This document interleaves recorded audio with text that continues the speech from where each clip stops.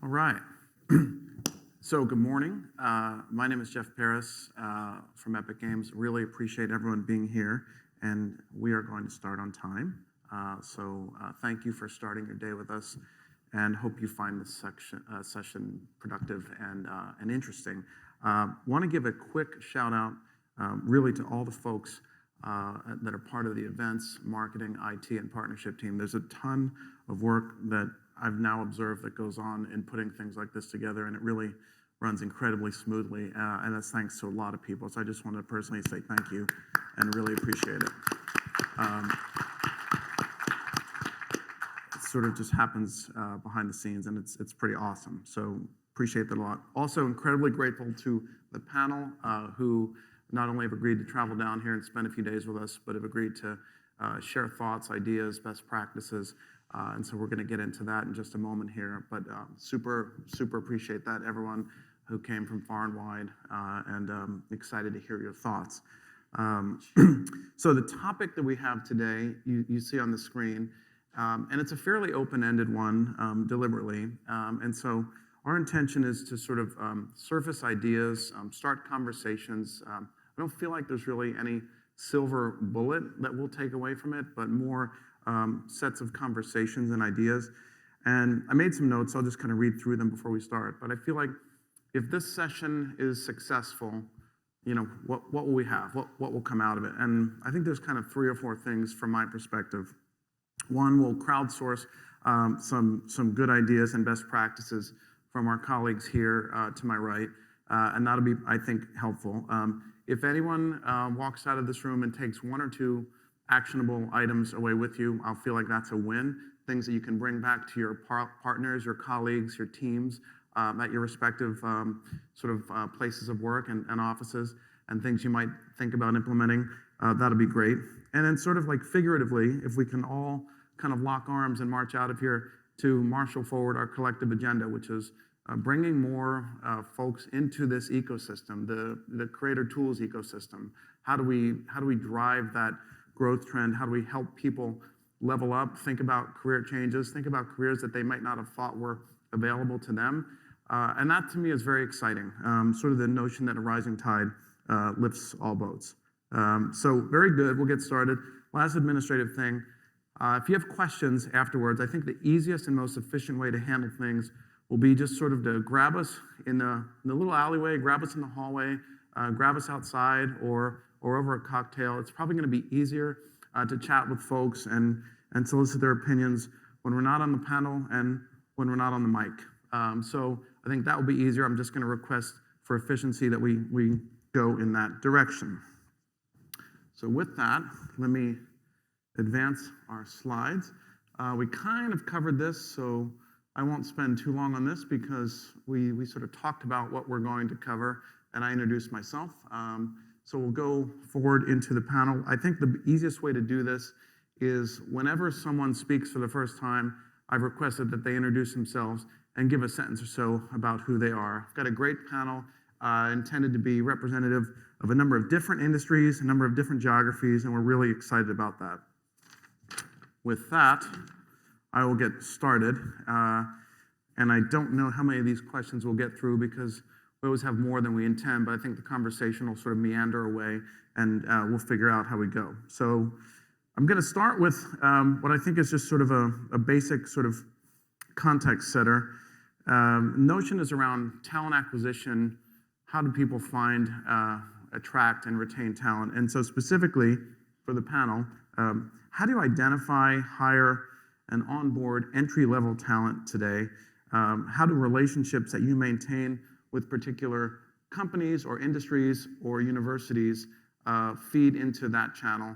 And welcome your thoughts on that. Can I start? Please. Yeah, so I think demo reels are the obvious first thing. Don't forget to introduce yourself. Oh, I'm sorry. Hi, I'm Thank you. I'm Joe Rosh. I'm the head of training at Pixamondo. If you're not familiar with Pixamondo, they're a multinational visual effects company. Right now, a lot of their work is in virtual production for Star Trek, all the Star Trek shows. So for talent acquisition, where do we find it? Demo reels is the first sort of thing that we look at. And then, people that apply from schools, training facilities, that sort of thing. And then when it comes to, what was the other part of the question? What was the... Relationships that you have. And Oh yeah, so a lot of people at Pixamondo teach. And that's a great resource because, if they're teaching in the colleges around the area, then they can influence the curriculum and to make sure that what's being taught is actually relevant to, to us. And then once they do that, then there's the, sorry, what was the last part? What was the last bit?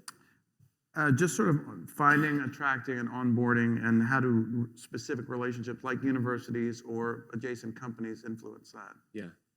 Yeah, and so that, just having us, having teachers integrated into, or having our artists integrated in with the teaching at the colleges is a great resource. Awesome, thank you. Any other thoughts? Can I jump? Please. Thanks so much for inviting me. I'm Carlos Vilchis from ILM. I work on Stagecraft, the technology behind Mandalorian, and I'm also a real authorized instructor, so I'm working a little in the training and development inside ILM. I think for ILM is quite easy. Most of the people who work in industry, they are huge fans of the franchise that we have, Star Wars and all the stuff. So I think one of the biggest strategies that ILM has is to be in the major conferences. So we always have like a small booth to talk with the young people and trying to attract more people to be excited to work with us. And we also have our internal school, the Jedi Academy, that is a place where all the outstanding students can apply and learn more inside about the technology and the know-how that we have inside. So I'm not sure if we have a specific relationship with universities, but it's, I think, because we have a lot of attraction. So as Joe said, the demo reel is fundamental, but I think the reputation of ILM helps to attract a lot of people. Great. So I think I have a different perspective. Elizabeth Robinson, Booz Allen Hamilton, and not really known in this space. We are a defense contractor, a federal contractor for a large part, worldwide, and for us, it's all about developing young talent. We hire young veterans that built games on their own in their units, and we bring them on board and get them the training, and we connect them really with our partners. We work really closely with Epic to get that connection so that they feel connected to the industry, and we're also a little bit different. We know we're not gonna retain everyone that we bring in because we bring in really young, straight out of school or straight out of the military, and we want them to go explore mobility opportunities. And we want them to go, take that step to maybe a AAA game studio and go, and then we find they come back. We are always open to having our staff come back. And we are building relationships with a lot of universities. That's one of our goals as a company as a whole, is working with local universities to bring people into our communities because we are worldwide and we want people to kind of work where they want to live. So a little bit different perspective. Well, hello, I'm Lucas, Chief Operating Officer for Nimble Giant. We're a gaming studio from Latin America. So we do have a challenge bringing talent into our company. It's in our region there isn't like a lot of experience, so it's similar to what Elizabeth said. We try to capture young talent, entry-level talent, and we actually have a internal program we call the boot camp. We don't actually like train them in using the Unreal Engine per se, but we do create like a safe environment for them to work in a test project for 4 to 6 weeks maybe, so they can learn how our tools work and our internal processes work and how we do stuff.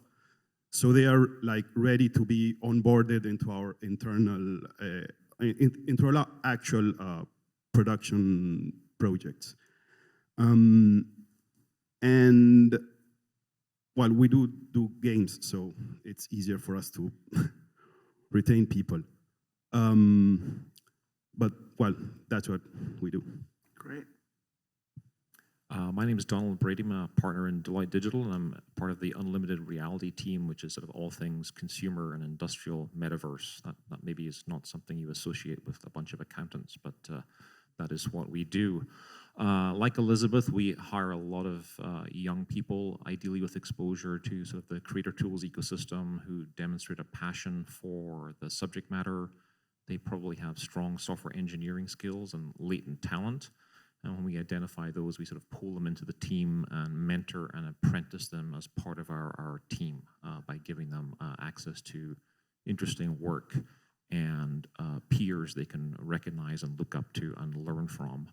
On the more experienced side, Jeff, when we're doing experience hires, I have a phrase I use. We kind of look for disgruntled game engineers. That's sort of what you said, Elizabeth, a little bit. You know, we're looking for people who have gone out there, explored, developed games, and maybe at the life stage they're at, they want a little bit more stability. They want a solid paycheck, but they still want to do cutting-edge work that maybe is more focused on outcomes for businesses, for government, etc. So that's sort of the mix of talent that we look for and try to attract. And then when it comes to retention, Jeff, I'm an ex-software engineer, and for me, it's all about the work. Doing good work that's challenging, that rewards me intrinsically is really the ultimate way to keep people. Yeah, that's a great point. I know it's a good dovetail, at least into the ancillary question around retention. So I read a book a bunch of years ago by this guy, Dan Pink. Many of you may have heard of him or seen some of his like TED Talks or whatever, but it gets into the notion of sort of retention and employee satisfaction. And he sort of goes on to say, like, you know, kind of once you sort of cover comp at some level, that's no longer on the table, and you have to find other ways to keep people engaged, be it, you know, give them some autonomy or cool projects. Lucas said, well, hey, cool, they're working on games, so that's stimulating for a lot of people and maybe enough. Any other ideas around just ways to keep folks stimulated, engaged, waking up every day, really stoked about what they're doing? I'm going to riff on what you just said there. Dan Pink's framework, mastery, autonomy, and purpose is really kind of a core tenet of mentoring and retaining talent. You know, giving them the ability to level up in their career, define career path, attain mastery is a key part of it. Purpose, working for something bigger, working as part of a team, working on something that has positive outcomes for society or whoever it is. And then the autonomy part is the harder part, to be quite honest, because many companies will command and control. We tend to take an approach of, as long as you meet your sort of basic goals, you have a lot of freedom to set your own career path within the organization. And that sort of gives people that degree of autonomy. But I think Pink's framework, Jeff, is spot on. Lucian, did you want to say something? Yeah, like at Pixo, one of the things to keep people around is to allow them to grow into other roles. That's been a big thing. So we've had, you know, when we were starting up the Unreal division, you know, we had a lot of people that were really good lighters and compositors, and they were interested in learning Unreal. And the company really had to sort of take a risk or take a chance that these people would grow into those roles and leave roles that they were really good at. But they allowed them to do that, and they really thrived in these new roles and, you know, using Unreal. And so it kept them engaged and, you know, has kept them around. So I think that's part of the key for keeping people. Yeah, and following up on Donald's point from a second ago, the whole notion around purpose resonates with me because I think as leaders, we have a responsibility to make sure that people understand the purpose, appreciate it, and that to me comes from information sharing, cascading information. So if you're working on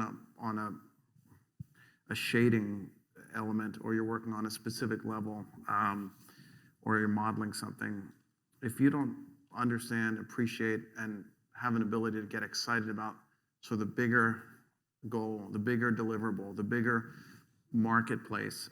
I feel like that's a miss on the leader's side, just to information share and again cascade down in terms of the wider agenda. And so I know we try to do that. No one does it perfectly, but certainly that's an item I think about a lot. You know, you're spot on, because for us, that's huge. And a lot of times it's connecting them with our end client. And so they see exactly what their application that they built, what the impact is, and the lives that they're saving. Because they do training devices that are, deployed worldwide. And for us, it's the mobility, as people mentioned before. We have game studios all over the country. And, maybe there's a stretch opportunity for you to move to our Seattle studio or our Austin studio. And we're very open and try every project to put a blend together of all our studios, even though we're very different focuses, so that they have those different opportunities to grow and develop and feel connected within the firm and within the industry as well. We find that's really key. I think you mentioned something that it's very important.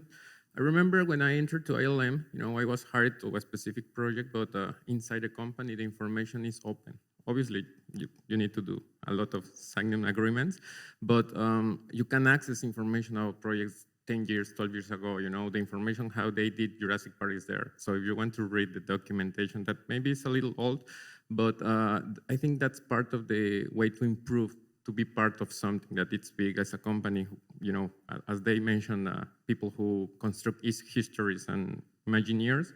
So they have a philosophy that is, if you ask, somebody needs to explain you. No? So if you want to ask about a totally different way, position or role in the company, somebody will explain you, and if you get interest, you can start to work with them and move a little to another project. So I think it's an important part of the success of this. Yes, with games, it's a little bit easier to be able to follow the development of stuff, and most game developers are actually gamers. So we try to get have an agile approach to development, and that means always delivering value and having something that works. So people can always test like the latest build, and we also organize like play tests, and they always can see, and it's very visible what they do, and it's always there.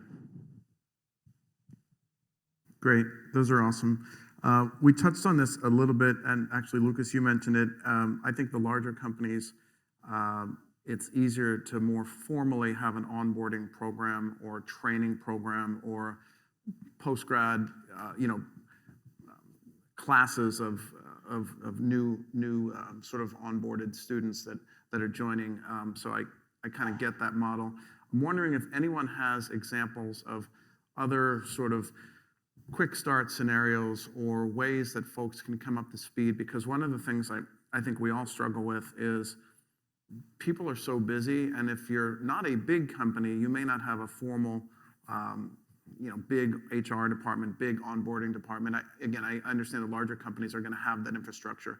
So for the medium or smaller companies, any other tips or tricks around sort of rapid immersion and onboarding to help people find their way, find their footing, not only on the skills side, but also just sort of culturally joining the team? Curious if you guys have ideas there. I'll actually do it from the other way around. I'm Lucian Parsons. I'm the global partner lead for AWS, so a small company, Amazon, right? But I'll challenge that it's actually easier as a big company than as a little company. So we have a formal program called Embark when you join, and it's a whole list of, here's all the people you should go talk to. Here's the training classes you should take. If appropriate, here's the certifications you need to go get. Here's all of our leadership principles. And what I would say is learn from those and say, oh, okay, well, wait a minute. We should make sure that when the entry-level artist comes in, they're not just talking to their boss or their immediate team. They need to learn all the people around them. And that's super easy. Like I started ZeniMax Online Studios. We started with 3 people. We hired 150 people in 18 months. That was really easy at the beginning. It got really harder at the end of that very fast ramp-up period, but it remained absolutely critical. And so what I would suggest is, even if you are very small, formalizing that a little bit, and I'm maybe not below the Vulcan Mind Meld level of 10 people, right? Where it does, everybody knows what everybody's doing all the time anyway. But once you've passed that first break point, you should be formalizing those. And we should also be talking, and maybe we'll come back to this later, but we need to talk about what we can do outside of the company for engaging and helping bring people into the industry as well. So I won't start down that path right now, but I hope we'll get to it. That's a good lead in. I'll come back to it in a minute. Anyone else on this one before we go? Yeah, at Pixo, it's pretty common that when the new person starts, they're assigned a buddy, you know, someone who's a peer who can sort of just help them out if they have questions. And maybe it's a question that you don't necessarily want to go to your boss or your supervisor for. Just something to kind of help show them the ropes and get them used to the way things are run at the studio. Having that personal one-on-one connection is really helpful. Yeah, and also, you know, in ILM, when you enter, you have like a warm-up period of maybe 2 or 3 months when nobody's asking you to do things. You don't have a specific objective yet because you need to get used to the tools, you know. For me, it was mind-blowing that they have their own tools to do stuff that nobody knows. So it's like, okay, I'm an expert on Unreal Engine, but this is way different. And they say, yep, get used to it. And it's very important, as Lucien said, to formalize the learning paths, you know? So because every time that we succeed in a project, you need to document what you did, how you did it, the steps, if it was a software, it was a technical solution or hardware device, you know, every detail, because somebody will need it. Maybe not here, maybe in London, maybe in Sydney, but you start to follow the steps on somebody when you enter to the company to figure out how to do the things. Just to pile on Lucian's point, I think it's equally hard for large corporations, Jeff. And I think with the pandemic and the move to very much hybrid or completely remote work, it's actually more challenging now because that sort of sense of community of being in the same physical space is no longer there. You can't just swivel your chair around and ask someone. You've got to make a conscious effort to onboard, to nurture and make sure that people are connected, because they may not come into a physical office for 3-6 months before they actually see anyone in person. So it is very challenging. Well, great dovetail on that. Do you want to go back to your point, Lucian, and explore it a little bit further? Sure. So when we're looking at talent acquisition, and we have a large number of hires, right? Large number of open positions at all times. And so AWS and Amazon have made a commitment to bringing more people into the industry. So we have a STEM program called Get IT for middle school that's aimed at particularly underrepresented groups within the STEM industries. We have Amazon Spark, we have a couple, AWS Spark, we have a couple of others that are trying to build the community before they ever get to the point of actually looking for a job. And as the former chair of the International Game Developers Association, a lot of our focus was also on diversity and inclusion, but also on just getting training, right? I speak several times a year, it used to be several times a month, about how to get into the games industry, right? How to get into, whatever industry you're in. People are interested, they just don't know how to start. And so, if you can get out into the community, whether that's at a university, through the university program, but even better if it's at the middle school, because that's when people start thinking about what their job should be. That's when they should be talking and looking around and saying, oh, wait, I didn't even know that was a job, right? I didn't know that was a possibility. They see the YouTubers, right? They see the streamers. They see that as a possibility now, which didn't exist, 10 years ago. But very few folks are thinking, oh, wait, I can make money as an artist in in the industry or as a programmer, et cetera, and have these. And so getting that exposure, I think, is going to be really critical. And then having programs, right? There are a lot of local programs around the United States and some around the world as well that help provide that access. One of the things we're doing, working with large partners that I can't name, is to get Unreal capable cloud workstations available in places where they don't have the hardware. And we have a goal to train tens of thousands of people on Unreal over the next year and a half that don't have access to the hardware to run that. And so if your studio or corporation has the capacity to provide some actual support, whether that's your time, education, or actual financial support to make that happen within your own community, I absolutely encourage you to do that. Yeah, and I'll follow on that one point about people kind of not knowing what's out there. It's kind of remarkable, and I think in the name game engine, that can sort of be pretty binary. People can be like, oh, cool, games, that's amazing, or oh, games, I don't do that. And so what's been really eye-opening to me at Epic, and hopefully for a lot of you, is just the vast amount of opportunities that are even outside of games proper. So like automotive, right, or broadcast, all the ESPN and Fox Sports and Olympics, all that in some form or fashion involves some sort of kind of digital rendering or 3D visualization tools. Same in fashion, same in retail, and the list goes on. And I think there'll be a lot more over the next kind of 5 years. So completely agree with that. Good. I'm going to, if it's okay with you guys, I'm going to change it up a little bit and pivot a little bit toward a set of creator tools that don't get as much sort of airtime, right? Where are we today? Well, we're in New Orleans at Unreal Fest, and so that's awesome and great, and have it emblazoned on our T-shirts and so forth. But there's a whole other suite of amazing tools that have either been homegrown or acquired by Epic over the last little while, kind of 4 or 5 years. And they're kind of sister companies, but they're incredible key components to the wider creator ecosystem. And so what I want to ask the panel, not only in your work, understanding that Unreal may be the most prominent or the most relevant, just curious about, number one, whether, I'll name a few of them, whether these tools have a place, number one.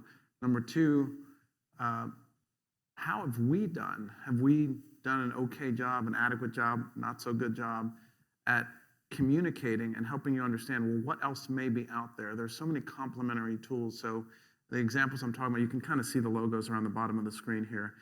Things like Sketchfab, Twinmotion, Quixel, Capturing Reality, and so on and so forth. And there are others along the way, but I just wanted to mention a few.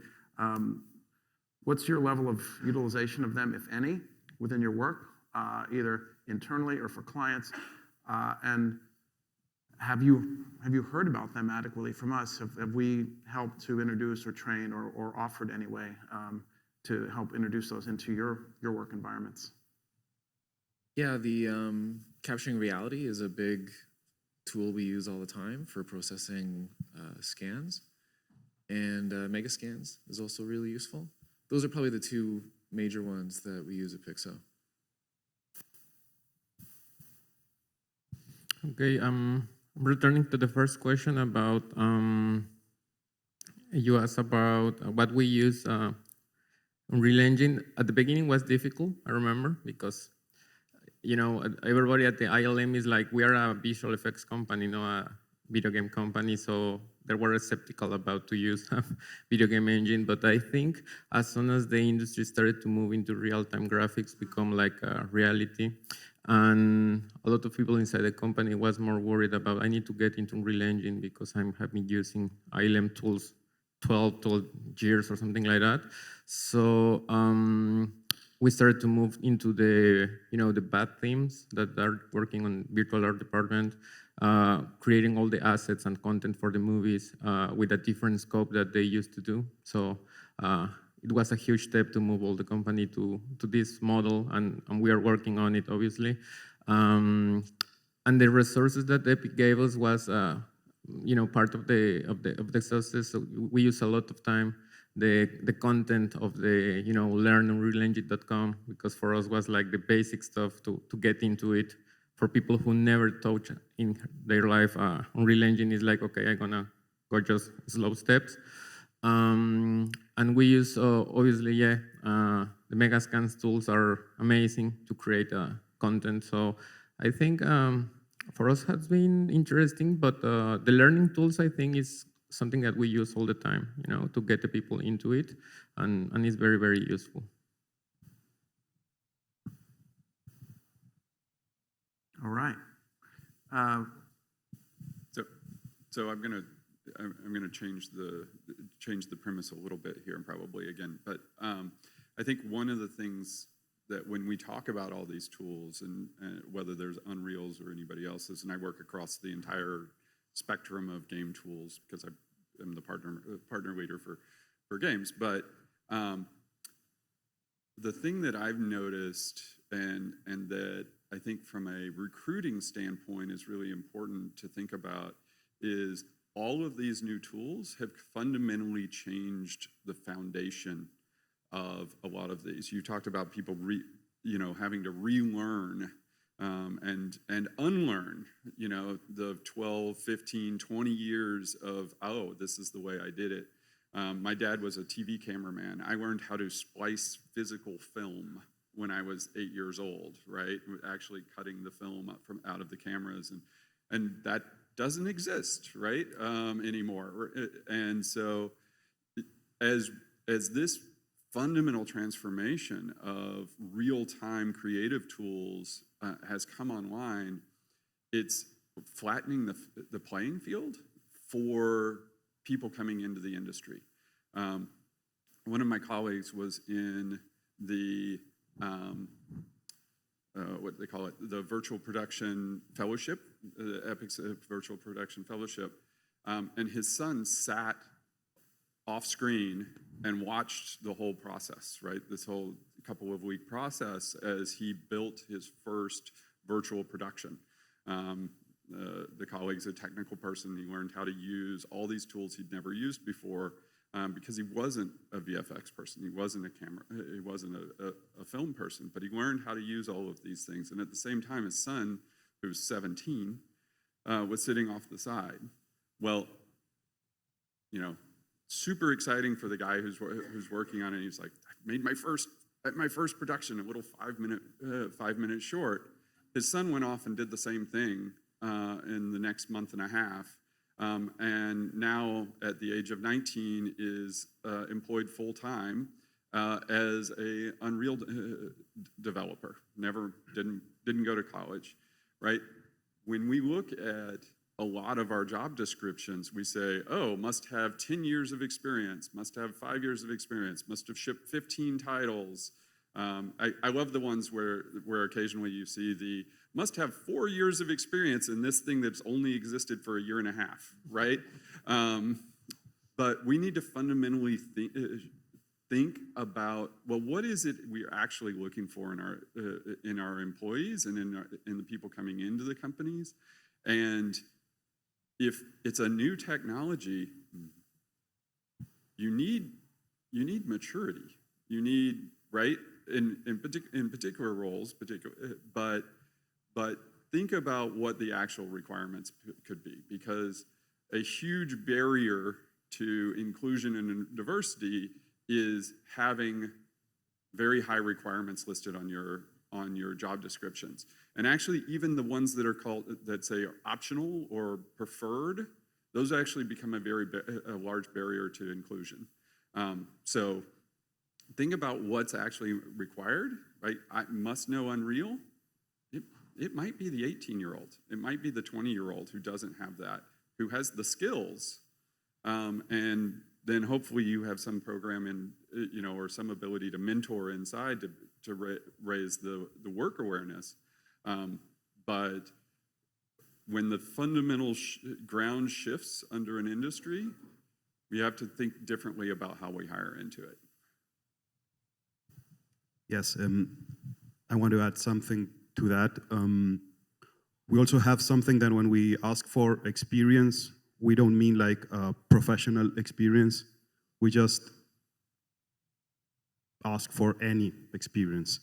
Most of us are like self-trained, so we look for everything, like personal experience doing games with friends, experience doing training projects, everything.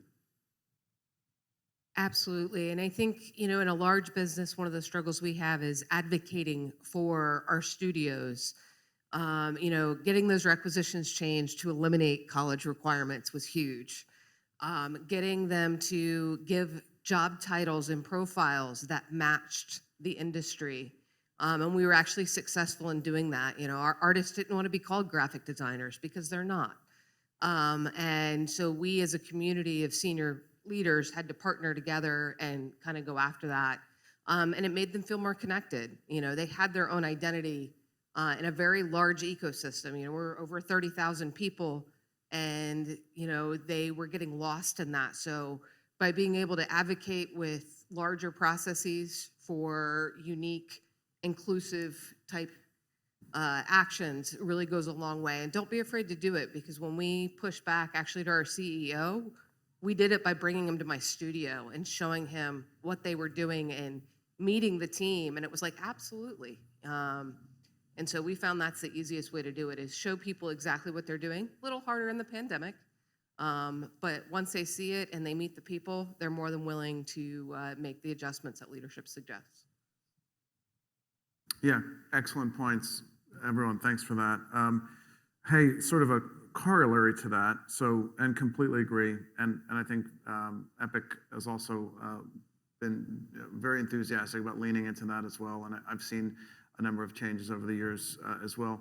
So the corollary to that is any feedback or tips on, okay, so then how do we evaluate talent? So totally agree on eliminating certain requirements, certain number of years, like you said, Lucian, making college not a requirement, so on and so forth, completely agree. So once you have candidates that present with, kind of with energy and passion, what kind of process or tools can we use to just quickly sort of, pressure test that? Like, well, hey, we're a busy shop, or hey, we're super excited. We're only 18 people. We're only 1,000 people. Every hire is really critical to us. How do you evaluate talent or provide skills assessment so that you can cut back on the wrong hires? It's hard. Everyone does it, but I'm just curious if you have any sort of insider tips.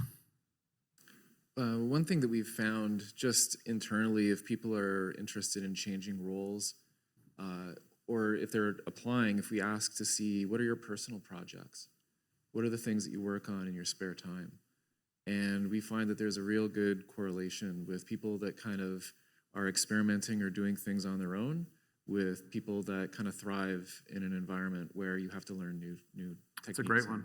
New technology. As a company, that's based on content and art.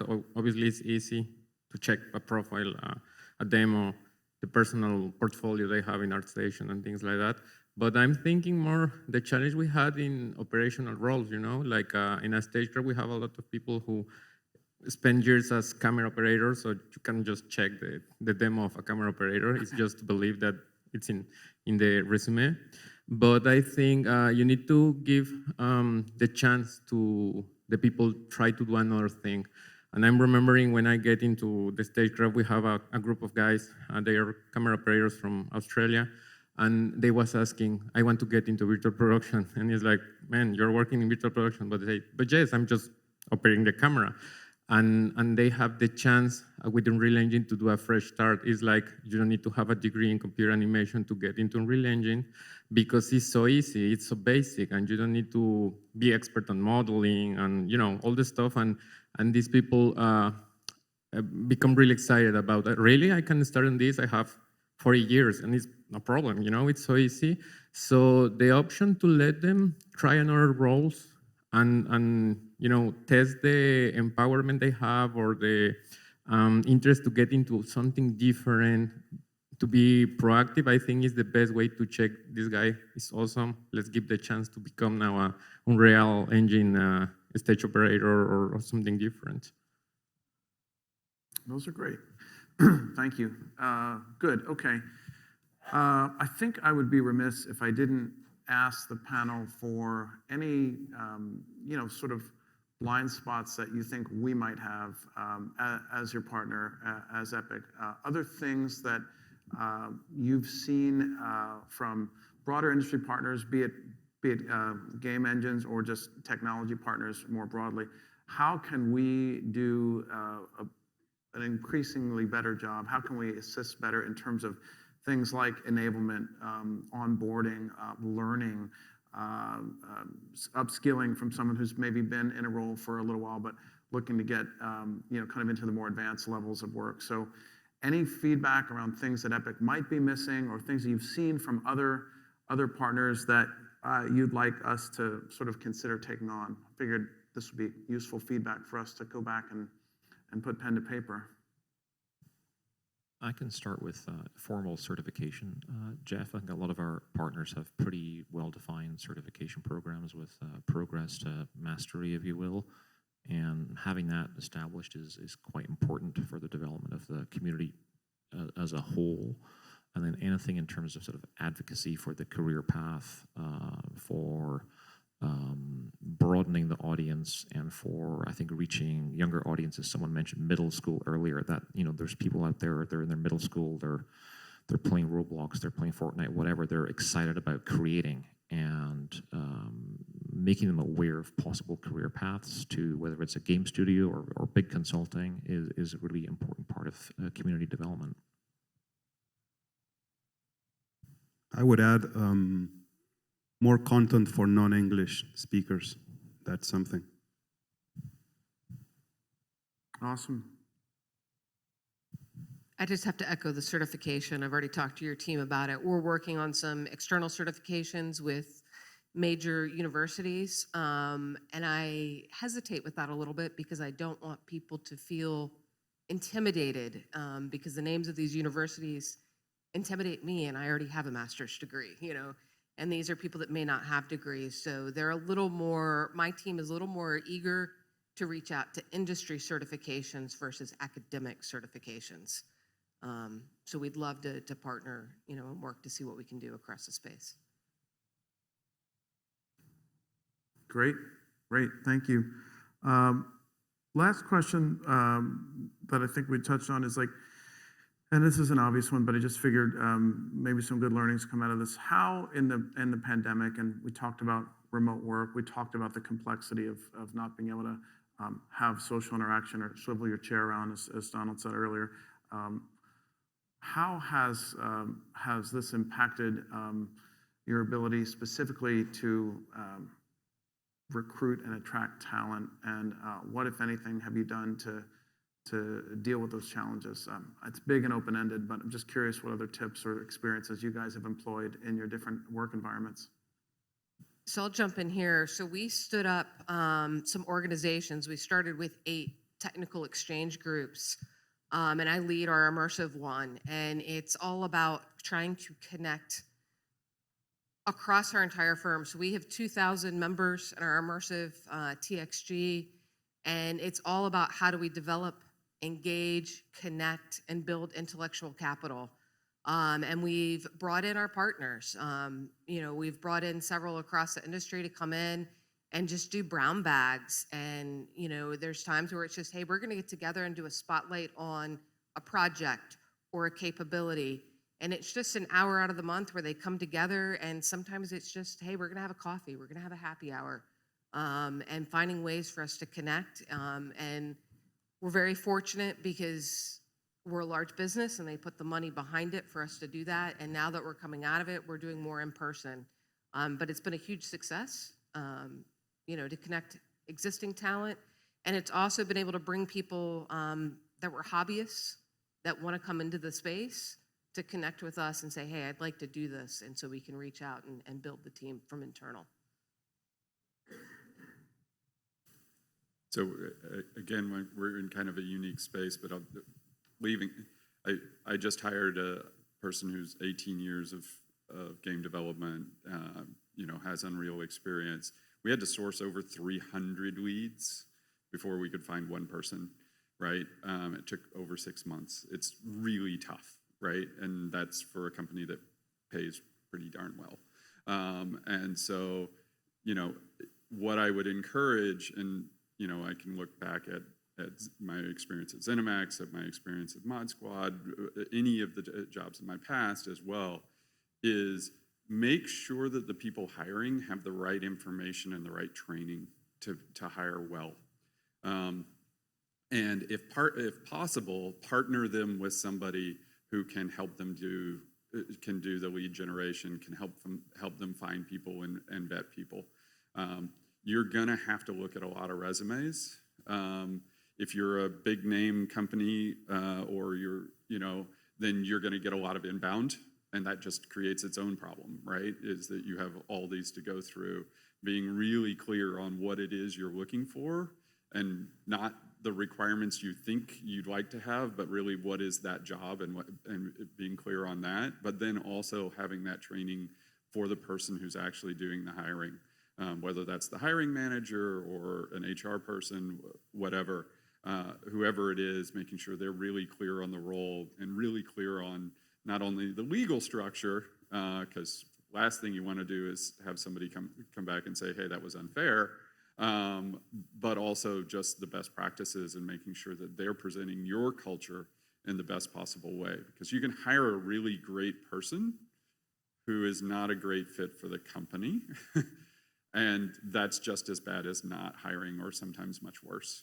And so being able to present that culture appropriately during the hiring process, and giving the people the option of actually going, oh, well, maybe this looks like a good place for me, or maybe it doesn't, right? But be open and honest about that as you're bringing people in. I think is super critical. Yeah, and one thing we've done is empower your hiring managers to make decisions on the spot, because in this industry, we don't have time to wait. So, whoever's doing those interviews and being the hiring manager, they have the power to give that hiring bonus and to make the decision, because too often in large companies, we do another interview and another interview, and we talk to another person and another person, and by then the person's like, I'm done. So we've made it literally 24-hour turnarounds, and that hiring manager has the power to do, there's limits to it, but empower them to make the decisions, because they are going to be working with those people. So that's even better than us, but we have a 5-day, 2-day. It's 5 days after your first interview before you're scheduled for the next round, called a loop, which is a bunch of interviews, but it's all in 1 or 2 days.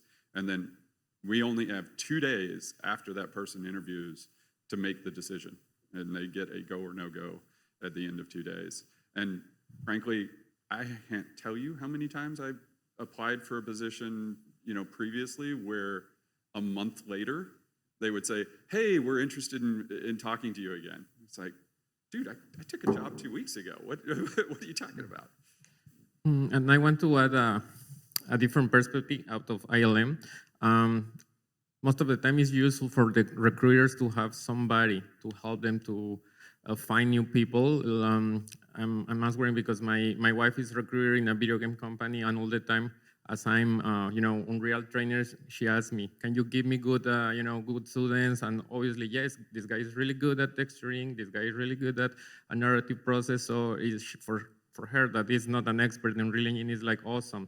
So I will say that if you are working in recruitment, have a good trainer, like a good source of profiles, because they will do really, really easy for you to get what are you looking for. So Donald have the last word. You look like you were grabbing the mic, so no pressure. And we will end on time, which is awesome, and let people carry about their day. I'm just going to second the speed to hire thoughts. I think that's super critical.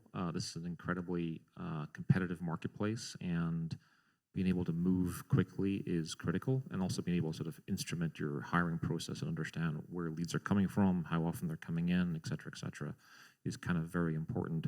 I think maybe the bigger thought is I think some executives are uncomfortable with delegating decision-making authority, and I think pushing it down. I think see Elizabeth smiling there. Pushing decisions down to the hiring manager is critical, and I think that applies also in this hybrid work environment. You can't sort of, in my opinion, tell people to come into the office anymore. They have to come in because they want to come in. They want to do meaningful work in the office. They want to collaborate with their colleagues, and I think. If you all caught Satya Nadella's keynote, he had some really great stats last week at Ignite around back to work trends, which I thought were super relevant. So I'll just end it there. Yeah, that was a really great discussion. And what I take away from it is there's not only a focus on it for the competitive element of it being such a competitive space, and there's obviously going to be other opportunities that come along, but it's also very human. And so your anecdote, Lucian, really resonates with me because we've all been that person on the other end of the phone, kind of waiting to either like refreshing your email or and that I don't think is a feeling that's going to go away. So if as employers we can think about a very prescribed, specific kind of ring fence time to get back to folks, either yay or nay, I think it helps. So with that, I'll wrap. I'll say huge thank you to the panel. I think this was incredibly wide-ranging and productive and really informative. I got a lot of amazing pearls out of it. I hope, like I said at the intro, that people can walk out with one or two, maybe actionable items or conversations you want to bring back to your colleagues and to your home office to think about exploring. And so we'll say thanks, but if you want to catch folks in the hallway or in the aisle, I'm sure they'll be happy to chat for a few minutes. Thanks for being here.